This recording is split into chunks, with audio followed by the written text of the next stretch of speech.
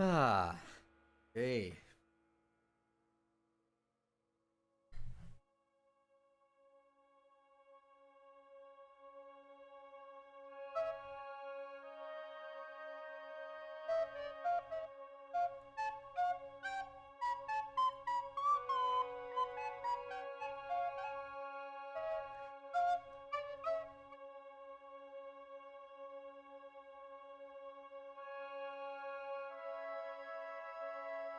Where's that?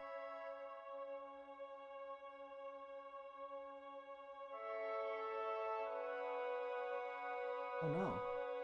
Dropped frames.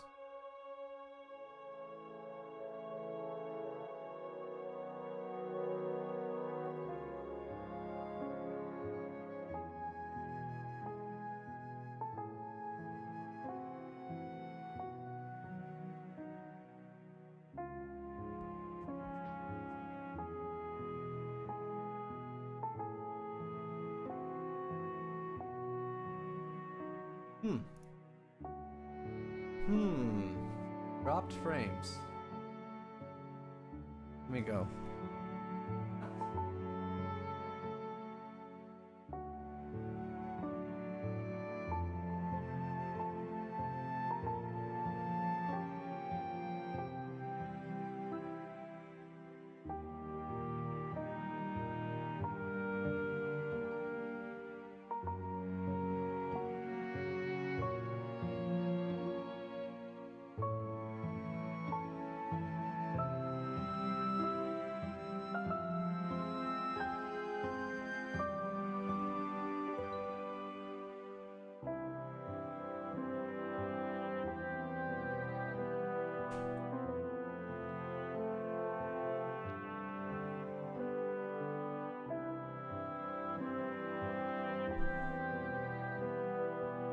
Hmm.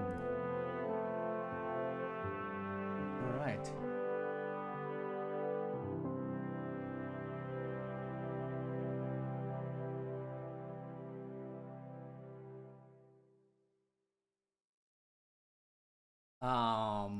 All right. Let's get started here. Ah, my hair is good. Okay. So, welcome back to class, abstract algebra, folks. Um, I think I'm getting some dropped frames according to Streamlabs. So I don't know what's going on. I think the internet is acting up. So I apologize for that in advance. Okay. But remember, folks, we've got 45-minute lectures. So I got to just start right away here. And if I go over, uh, students, if you have to go somewhere, just go somewhere. These videos will get uploaded to the YouTube channel or whatever, and they'll be there forever for the rest of the semester, or just forever. Okay. Party hair look at the very end. Okay, math and code. All right, cool. Okay, good. Okay. So group theory. Let's just keep going. We're in the thick of it, or not really. We're just warming up. But it's for my audience is always students who've never taken a course in group theory. So and for those people, you might feel a strange sensation during the class, which is like, what the heck is the class about? Um, okay, so we'll just keep returning to this question. So, what is this subject about? So let's just let me talk about that for a moment. I'll give you another little answer that might be better for some of you. Um, it, it's the study of intrinsic properties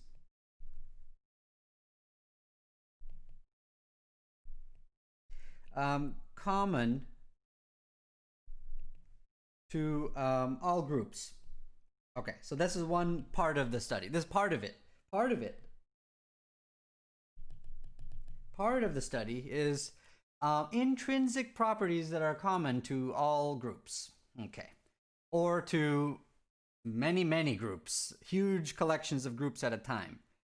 Okay, so that's part of it. But there's actually another part of it, sort of a opposite extreme.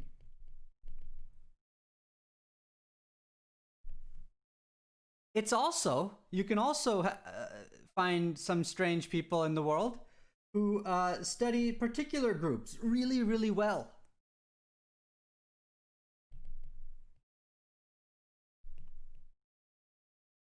Really well. Okay? That's another thing, type of person you'll see at the annual group theory convention. So so right now what we're building is kind of um, where we're sort of more on this side of general properties, just what's true about groups in general, and what's false about groups in general, and what's the threshold between true facts and not true facts. Um, and but that doesn't mean that we're not going to collect as many of these as we can in such a short period of time. Because by collecting a lot of these specific groups, you'll come to appreciate the power of the general machinery, the abstract algebra of groups. Okay, so that's kind of what we're doing. All right, so let's now start with some lo-fi music so that students have something to hear. Okay, and now let's see. I'll go into. I'll just have my general chat open on Discord so that students can talk to me. Okay, so two. Let's move to the second point in our agenda. Wow, what an amazingly organized lecture. Okay, so first, so in this number two, we're gonna do some abstract new concept. I'm gonna introduce an abstract concept. So abstract concepts just have letters like H and G and so on. But you always want to immediately then supplement it with particular groups, and so you get this feeling of what this concept is. Okay, so let's do this. Some boring abstract stuff. So boring abstract stuff for today.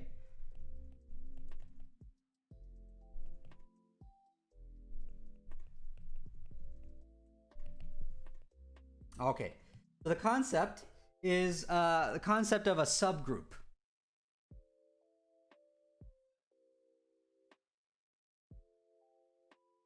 Okay, so let me define it. Okay, so throughout the boring part of the class, G is a group. Okay, so G is denotes a group, and you know, dot will denote the weird product structure that's on it. Okay, group law. Fantastic.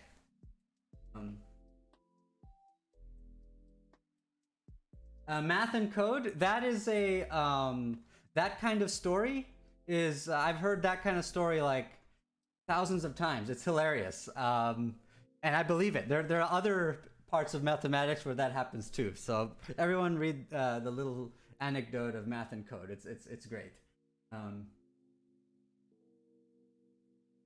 Tapioca, that would be a extremely powerful theorem, but no such theorem exists. I guarantee you.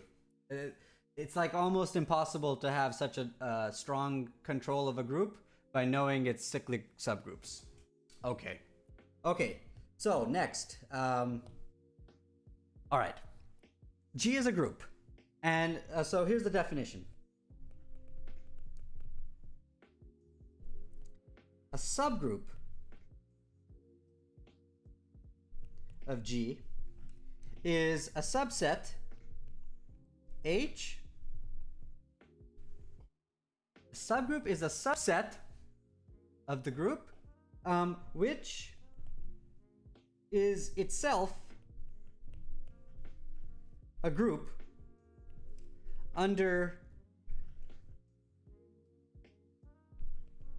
the group operation on G having identity as E, sharing the same identity.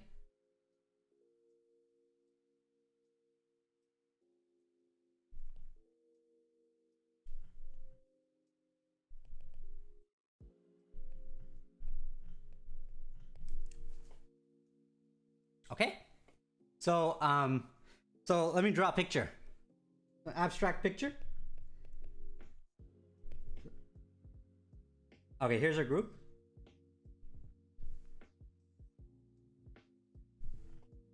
Identity.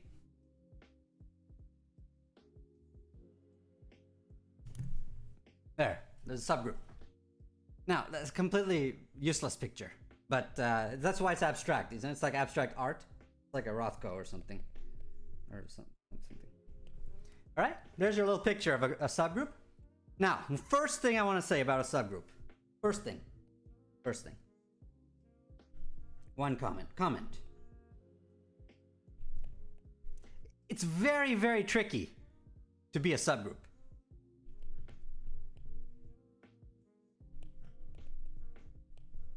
Delicate situation to be a subgroup. I don't even know if this sentence is grammatically correct. Okay, it's not easy. So I just drew a little yellow circle in a big red circle. Not that easy. It's not that easy because the reason why it's delicate is that when you take any two elements in the subset, their product has to remain in the subset. So when you take any two elements in H, their product, both ways, must remain in H. This already is challenging. You can't just put a random circle, a random collection of elements, and then hope that this just won't hold. This closure, it needs closure property. Okay, that's not going to happen. Not only that, also, for every element in H, its inverse has to stay in H. Has to be another element in H.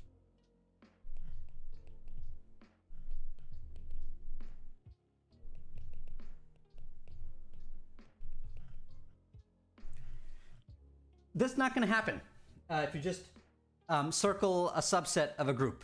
All right? So, for example, let's now supplement it with some examples. G is integers with plus as the group law. Then H equals just the natural numbers.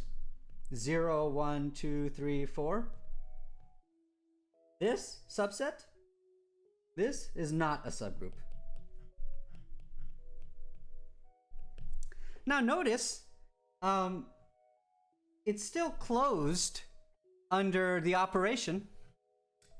Two of these numbers, you add them up, you still get something bigger than or equal to 0. So it stays within itself like that. But inverses, bad. Okay, bad. All right? So that's not a subgroup. So we might as well erase that terrible example. Here, I'll do a good example though. H, which is the set of even integers, which is all multiples of 2. So we might as well write 2 times z. 2 times z as a subset of z, that's a subgroup.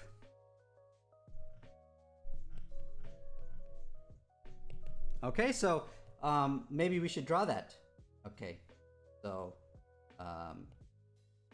you've got your integers, which you write like in kindergarten on the top of the wall. You know, when you look on the top of the wall, you have the number line. They were preparing you for group theory class this whole time. Okay, so here's your picture of z. And then here's what 2z looks like.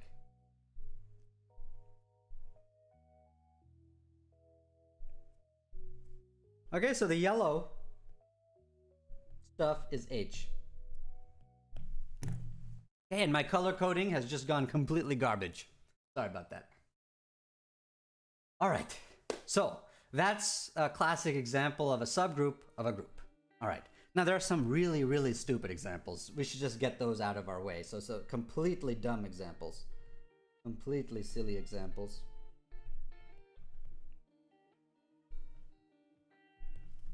All right. Now, I don't know what exactly the word trivial means in this context, but I know it when I see it, and I know what I mean when I mean it. Okay? So same for you, all right? So the whole group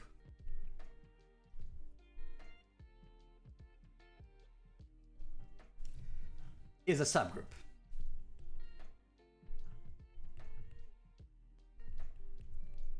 That's completely dumb. But if you look at the definition, it works. Sucks. Okay, so that's dumb. That's a trivial example. Trivial. But there's an even more. Okay, there's another trivial example. Okay, so this is trivial number one, or one way of trivial. Okay, so that's the first thing. Second thing, this subset.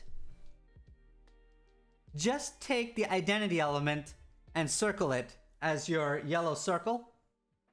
That subset is a subgroup, but just completely dumb. Okay? So this is also trivial. Trivial, like other extreme. Number 2. Okay, dumb subgroups. Okay, every group has those 2 subgroups. Fine. Okay. Fantastic. So both of these examples suggest the following terminology. Non-trivial subgroup will mean a subgroup that's not one of those 2.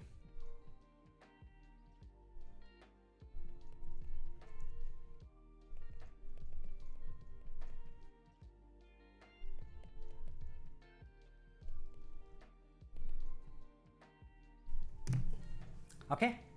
There. That's what we'll say when we say non-trivial subgroup, an actual one. Okay, good. All right. Next. Here's a huge recipe for creating / growing some subgroups.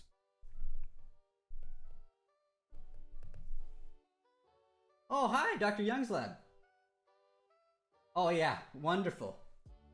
Awesome, Doctor. Oh my God, thanks for subscribing. No need, Dr. Young's lab. Okay, but this stuff might be over your head, so I appreciate. You might want to leave at this point. This isn't your grandma's math. Okay, the huge recipe. Here's a systematic method for you to create. Go out into the world of all groups you can think of. Here's a way of creating certain kinds of subgroups. Okay, so these are called the cyclic subgroups.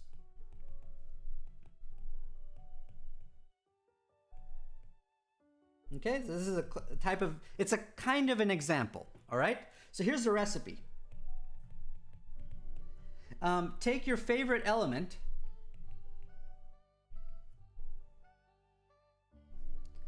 G, in your group. It's a way of growing a subgroup. It's a recipe. Okay. Take your favorite element. It's like a seed. All right. Okay, 1. 2. Just write down all the iterated products of that element with itself 50 trillion times. Okay, so look. Write down this list. G, identity. Gotta have identity in there. G squared, G times G, G times G times G, G times G times G, G, G, forever, just go forever. And then you gotta have inverses. Oh, wow. But then you gotta have the square. If you give a mouse a cookie, whatever, it's gonna want milk. So it's gonna want, and then if you give it milk, it's gonna want a napkin or whatever. Okay, so you gotta put that in. Okay, keep going. All right? because like a milk mustache. That's why they need the napkin. And then it needs napkin, it needs a trash can to put the napkin in. So you got to keep growing all the things to keep closure. Okay? But don't go venturing outside of the powers of G. And this thing, this huge thing, possibly huge, we don't know how big it is, but this complete list, this forms a subgroup. We denote it with like angled brackets, that little seed. What group is spawned by this seed? I'm dropping frames according to Streamlabs, so I'm sorry about that. Okay? So this is what it's called, how you denote it. Convince yourself it's a group. It's a subgroup. Take any two powers of G and multiply them, you'll get another power of G. Because that's what the powers of G are, right? You just write them in a row. And then if you're doing inverses, you're kind of canceling. But yeah, you just, you'll never escape this list. And everything in this list has its inverse in the list, obviously. Okay, so this is called the cyclic subgroup generated by G.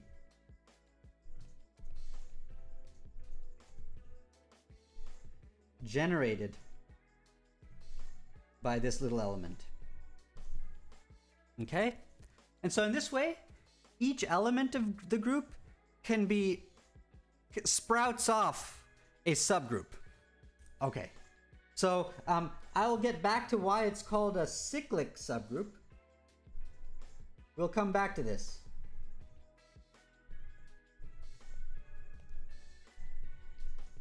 In a moment.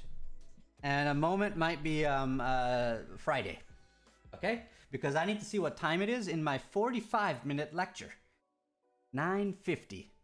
Okay, so that means I have 25 more minutes. Okay, good. So what I'm going to do now is just circle cyclic. We'll talk about why it's called cyclic some other time, because we've gone too abstract. I've only written G's, H's, too abstract. We've gone too extreme. We need to now come back and look at particular groups. So now, time for concrete. Come back to Earth.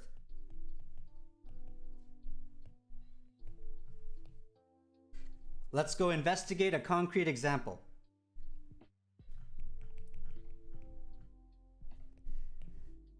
Revisit it. We've talked about it before, and I just introduced it last class, and that was the isometry group of an equilateral triangle.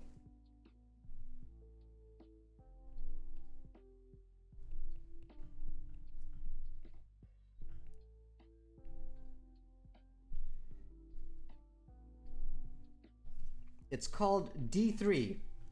It's also called the third dihedral group. All right, D3. And it had 6 elements. Elements. In other words, this is 6. The order of the group is 6. Okay, and now we're going to go through it once again. Because it's, in some sense, it's a first example of an interesting group. In some sense.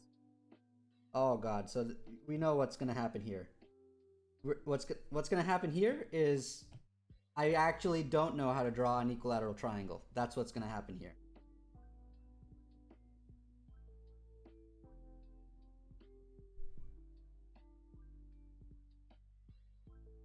Actually, not bad. No, that's terrible. That is terrible. That is a terrible equilateral triangle. Actually, let me try this.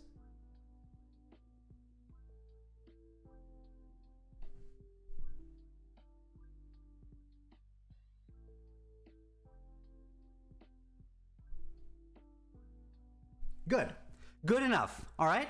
Good enough. And we had these elements.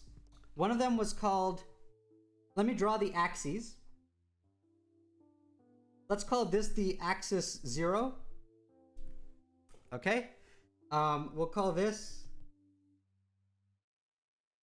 axis 1. And then we'll call this axis 2. And we have these things. Flip 0, flip 1, flip 2.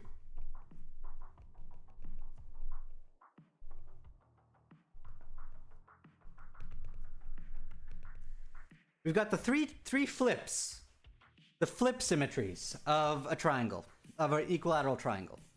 Okay? A random triangle won't have all three of these symmetries.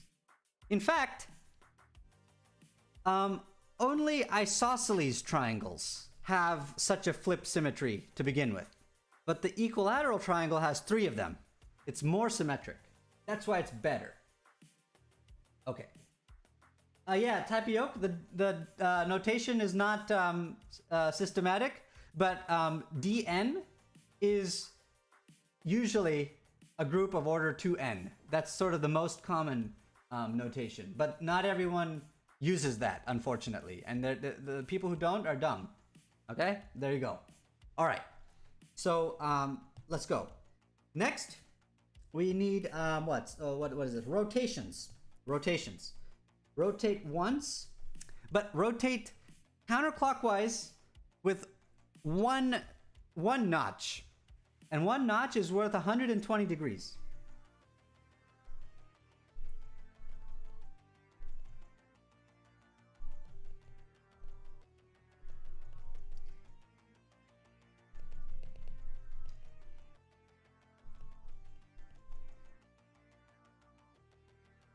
R360, don't need to write that. This is actually the identity element. Meaning, this is not a new element, because way over here, we should just write identity for do absolutely nothing. Don't do anything. Okay? Every shape has the identity as a symmetry. It's like, if you don't like that, you're kind of like the people in ancient wherever who didn't think 0 should be a number. Yeah, they ran into some problems, those people. Yeah. So similarly, you should include the identity as a symmetry. It's just the action of doing nothing. We give that a name. It's the E in this group. All right? So here's the marvelous thing about this group. When you circle all of these symmetries, all 6 of these, they conspire. These conspire to form a group. So for example, the operation is composition. And by the way, in our composition convention, this F composed with G means do G first, then F. Okay, so that's what composition means for us. The order matters here, so that everyone is talking about the same operation in the same way. Okay, so tapioca, the S3 is good, something good, but it's a very big mistake to call this group S3. Okay, next. So, but yes, I know what you're saying. Okay, we'll get to that.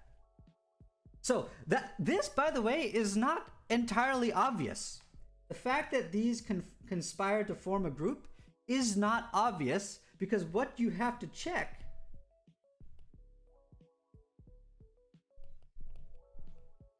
is that when I take any 2 of these 6 operations and compose them, that I get another one of these 6 operations, or the same one, or I get one of these 6 operations again. That you're not escaping this closed system of 6 operations by doing composition. So that's not obvious. You also have to notice that every one of these has an inverse also in this list. So let's check closure under inverse. So the flip around one axis, it has this amazing, charming property that when you compose it twice, you end up doing nothing to the triangle.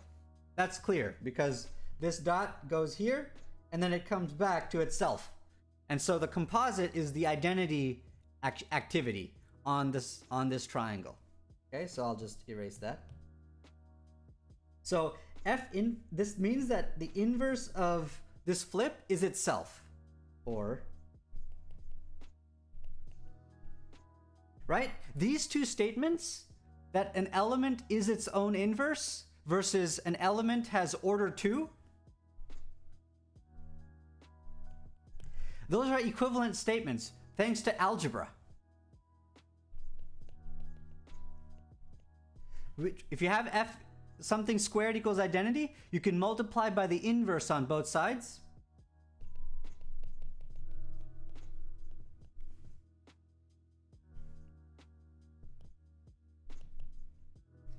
But this becomes just f, not f to the first power. And this is f naught inverse.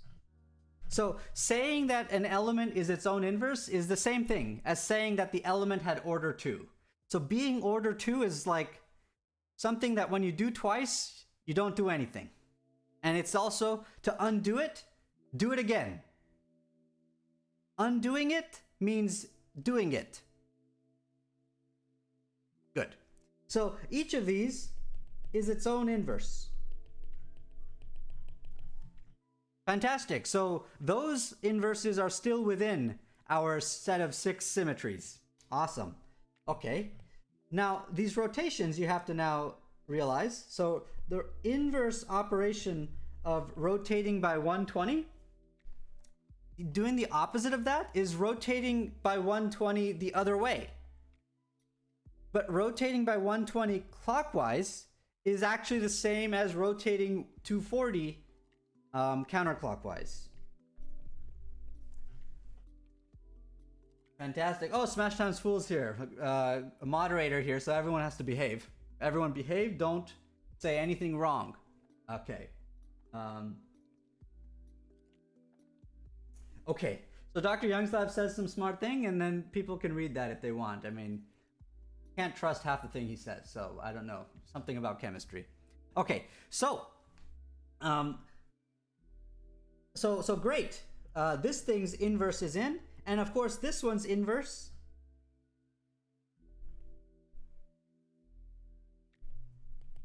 is R120.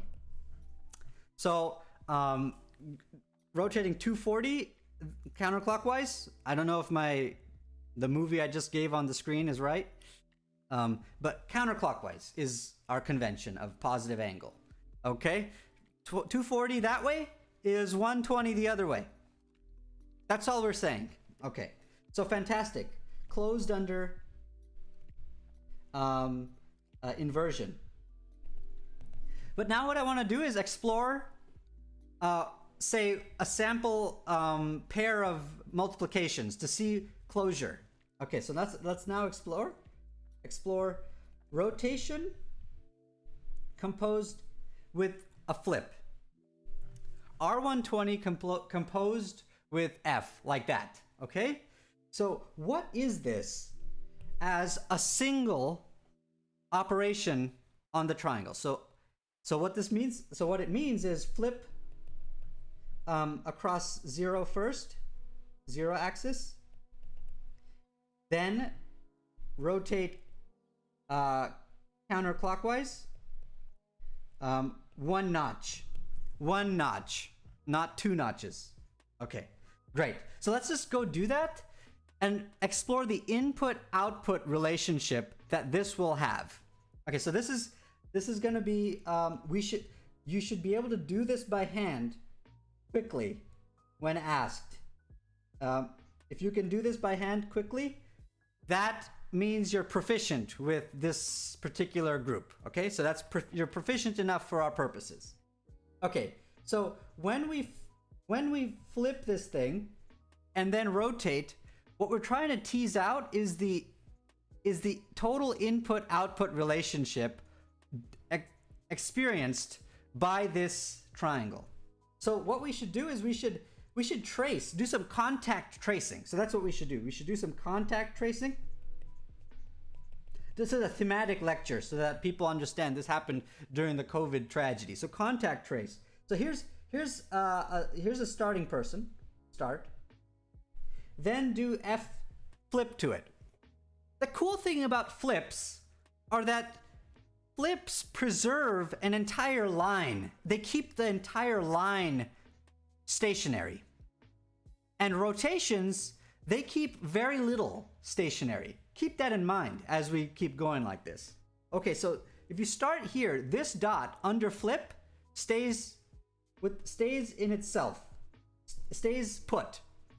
And then under rotation 120, it jumps here. So altogether, person number, the blue dot ended up at the red dot. Okay, so that's what happened to this dot. Okay, now here's the thing. If you like start moving this way, if you like sample this dot now, if you want to contact trace this dot, under the flip, it goes here. Flip did that to this dot. And then rotate 120, we'll send it here. So altogether, this green dot ends up here. All right, so this green dot ended up here. And this blue dot ended up here. All right, so you do contact tracing and you quickly realize that this just by tracing where the dots end up, this is the rotation, the reflection across symmetry line number 1. All right, there you go. We just established that the composition of this rotation and this reflection ends up being another thing in our list. Great. All right, now what we're going to do in this particular example is I'm going to swap the order of R times F. These two elements, I'm now going to swap them. It's just exploration. I'm literally just wandering around in this group for you, playing around with it, tinkering with it for you. Okay, so let's do this. So now let's swap. Okay, let's do this real fast. So do a backflip, then innie outie. Yes, that's right. If that helps you on Poochie, that is right. Okay, good. All right, let's do this. What is the method for teasing out what the net effect of the composition of two symmetries is? Chat, what is the name of the procedure? What is that called? How do you tease out what to put on the right side of this equality?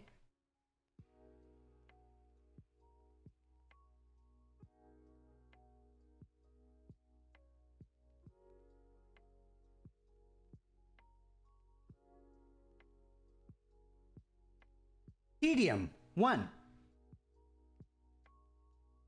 I learned this in Czech, okay? 2, I guess.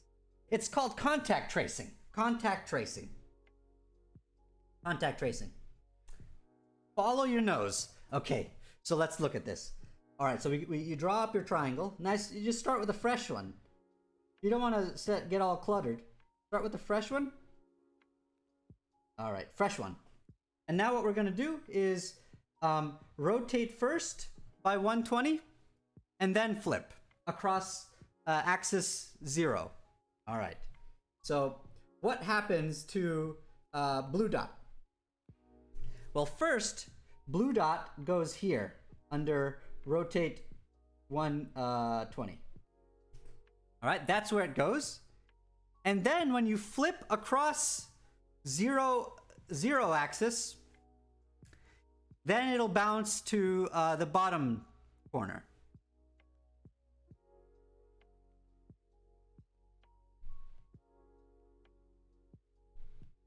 F0 flips it like this, right? So there you go. So the net effect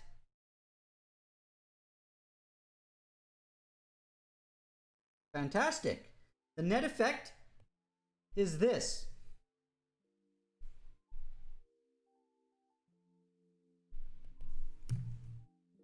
Okay? All right. Now, to tease this out, I'll do a different thing this time. What I'll do is I'll check this point. I'll check green. I'll contact trace green point. All right. Green point will first go here. And then flip.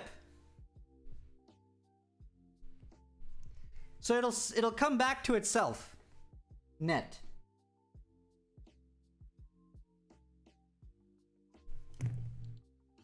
All right? Okay, and now I leave it to you to sort of check out not just the green dot, but I mean, what this is suggesting is maybe you should go check out what it does to this entire line of symmetry, all of these dots. Go systematically tease out what it's going to do to all of these dots, and it'll keep those dots exactly fixed. All right? So this will end up being the flip across that line of symmetry. All right, so this is the flip. This is line of symmetry 2. So this is F2. All right? And now what I want you to glean from this is two things. First of all, the closure, I'm just checking whether products of these things are also in the thing. And the product of these two was again in my list. That's great. But as a byproduct of this, we also witness that this group D3 is not commutative. Amazing. Wow. Amazing realization. Amazing realization. D3 is not abelian. And what we're going to learn very soon, we'll have the tools for this. Very soon. Very soon, we will. In fact, my students can actually go and investigate this completely for themselves now. So very soon, but I'll go through it eventually. Very soon, we will know that D3 is the smallest example of a non-abelian group.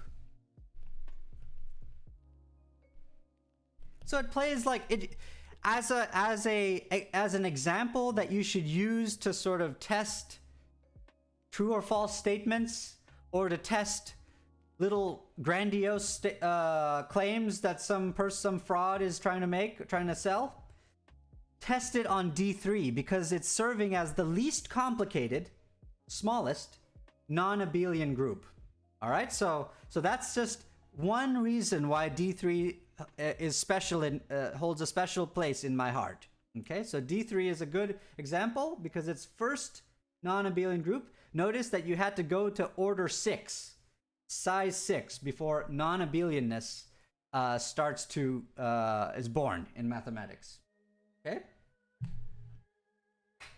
What's purple and works from home? A non-abelian because it doesn't commute.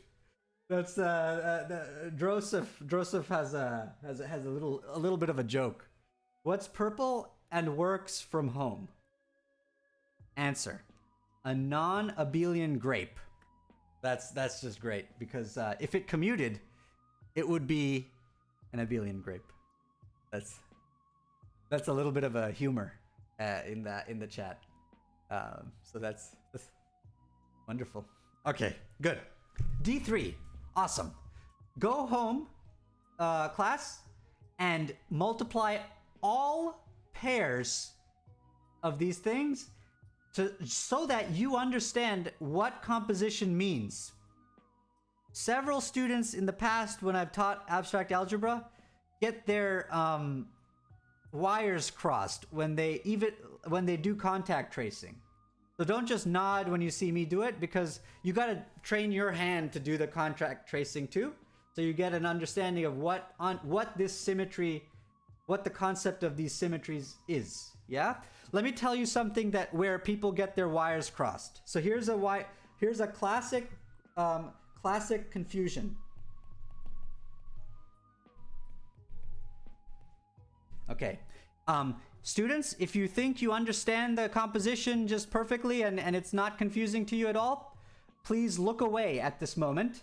But I'm telling you, there are students who get confused by this composition rule. So I'm going to do a classic confusion. I think we even have like a screen for that. All right. So here's a little bit of a confusion. Let's address the confusion. Okay. So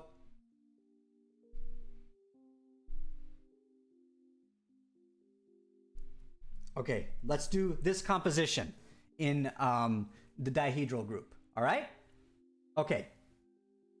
So, yes, common confusion. Yes, it's a common confusion. All right. So, here's what they'll do when they do the contact tracing.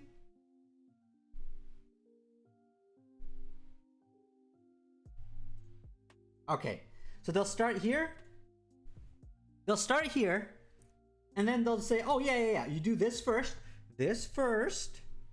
then this. Okay, so they got the convention, our convention of composition correct. Good job. Good job, student. Okay, so they'll do this. So they'll do it, perfect. Okay, so R120 does this first. Great, good job, student. That's correct. That's what it did to that dot.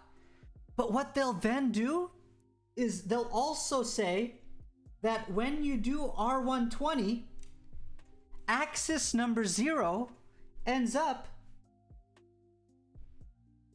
I don't know, they'll do something bizarre. They'll say that axis number 0 ends up here.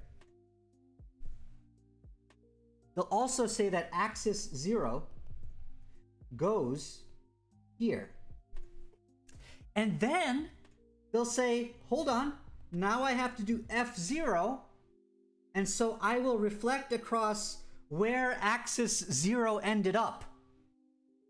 Again, if you've never thought of this way of confusing yourself, keep your eyes closed, please. But I'm telling you from experience, there are people who will think that this is what we mean when we say compose F0 with R120. All right? Very important that you don't do this, because this is not what we mean. This is not our intention.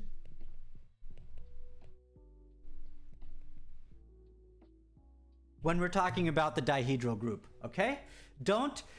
The elements, here's another way to address this confusion.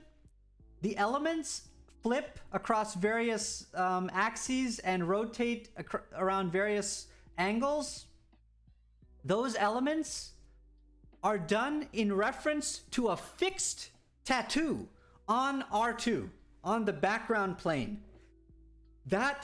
Those axes labeled, that's just fixed in the background. And you don't move the background framing of R2.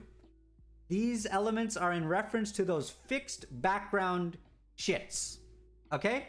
So please keep that in mind when you're playing around in the dihedral groups. All right. So lecture is over now. So what I need my students to do next is, in anticipation of next class, start exploring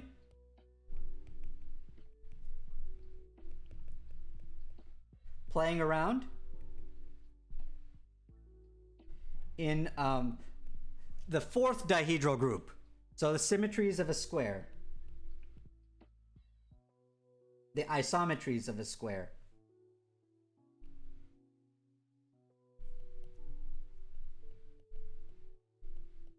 And for us, we will just situate our square like this. It's kind of like a diamond.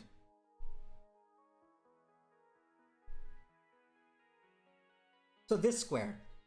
And so with that reference, here's a systematic way to draw all the axes of flipping symmetries.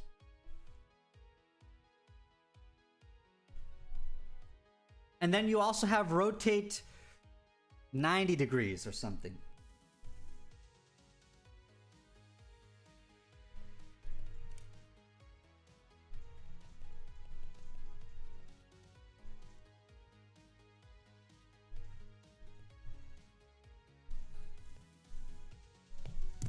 All right, so go and start multiplying pairs of elements and starting to see little patterns. Collect little patterns that you notice in this next dihedral group.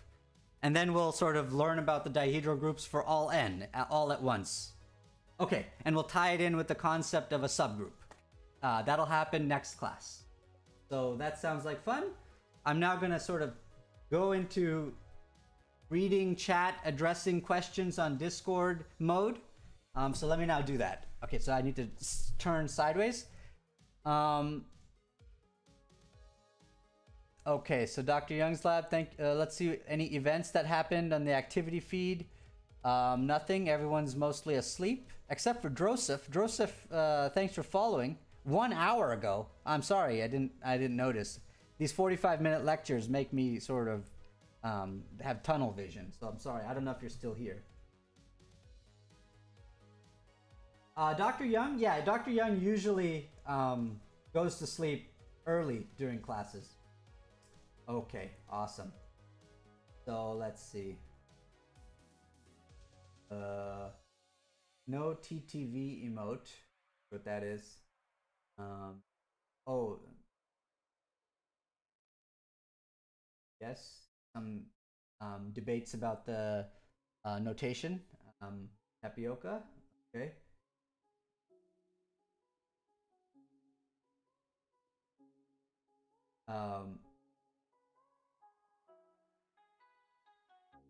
Wow, discussion. So many.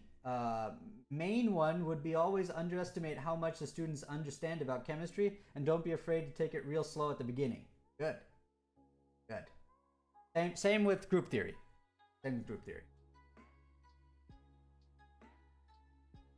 We use group theory in Bitcoin crypto stuff. I don't know about that. Okay, that sounds... Favorite element is cobalt for Dr. Young's lab. Great. Shirshak is asleep. Good. Stay asleep. No one cares. All right.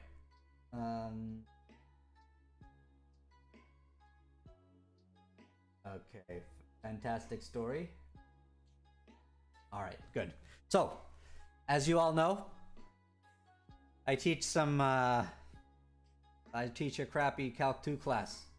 Exactly 1 hour after this glorious, awesome class on abstract algebra and group theory. So that means I have to go eat and make up random Calc 2 examples. And so I should probably get going. So thank you everybody for showing up. That's odd. There are 23 people, but there are 5 people in the class. So the rest of you perverts, thanks for showing up. Oh, hi Tropical. Welcome. You're here at the end of class. So I recommend going to class in the beginning. It works better that way, Tropical. But welcome at the end of class. So, I'm just joking, Tropical. Yeah. I assumed that. Okay. So let's go. Where am I gonna dump you guys? Where am I gonna dump this steaming hot pile of group theorists? Where do I dump you guys? Steaming hot pile. Did you guys enjoy learning how to make money? Did you guys learn? Yes, Tropical Geek, you're a good student. Thank you. Thank you for respecting the classroom dynamic.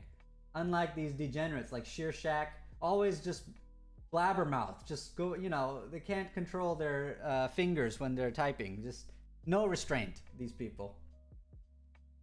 Okay, so you guys didn't like, what? You guys didn't make much money on the stock market last time? Is that what you're telling me? Let's see, who's out there? Is Melko there? Who's my usual? Hey, is Gath out there? Gath. Oh, Gath. Oh, but Gath doesn't accept raids. Interesting. She's a principled person. No. She's principled. There are no raids that go to Gath. Very you know, she's legit. She's professional as ultimately. So what's Professor Peter's not very professional though, but I guess he doesn't stream either.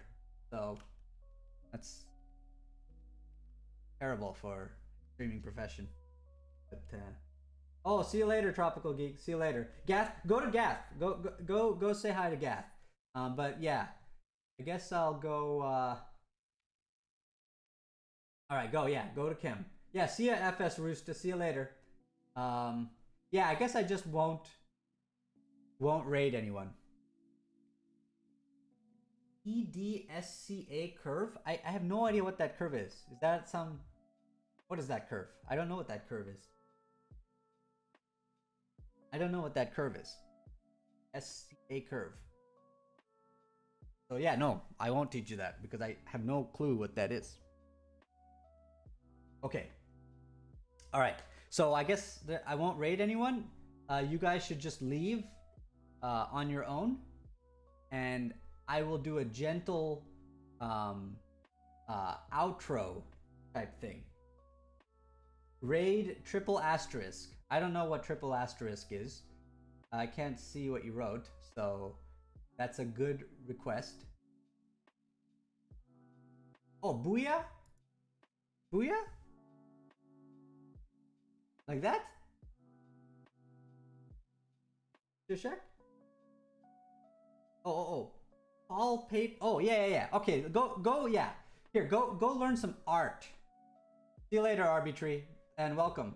And also see you later. Yeah. Okay. So, yeah, let's do the Paul. No? No. Not art? But what we're talking about is art. Look, what do you think we were talking about? Tapioca. This is art. Look, this is art. Look at that. So beautiful. It's beautiful. This is art. Look, this was art. Look at this art. This is art. Beauty.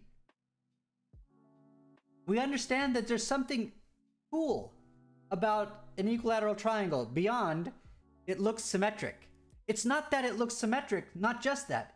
It is non-commutatively symmetric.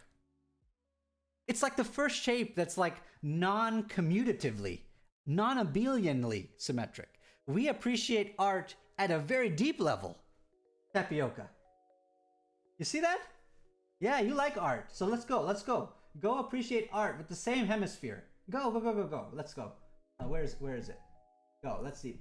All tape designs. There you go. Get out of here. Go. Expand your horizons.